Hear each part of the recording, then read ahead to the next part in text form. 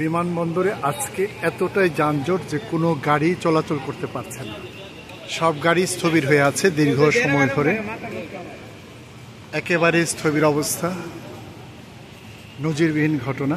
সব গাড়ি স্থির হয়ে আছে দীর্ঘ সময় ধরে, কোনো গাড়ি নাড়াচাড়া করতে পারছে না।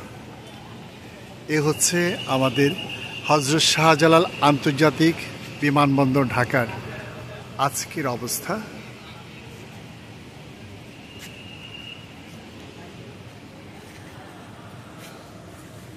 আমরা এতক্ষণ কথা বলছিলাম হযরত শাহজালাল আন্তর্জাতিক বিমানবন্দর ঢাকা থেকে।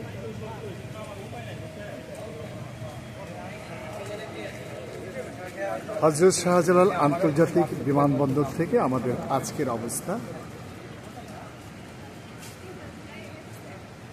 আজকে 11 সেপ্টেম্বর 2025। আপনারা দেখতে পাচ্ছেন হযরত শাহজালাল আন্তর্জাতিক বিমানবন্দর ঢাকার অচল অবস্থা। কোনো গাড়ি চলছে না দীর্ঘ সময় ধরে, গাড়িগুলো একেবারে স্থির হয়ে রয়েছে। যাত্রীদের হচ্ছে অবর্ণনীয় দুর্ভোগ।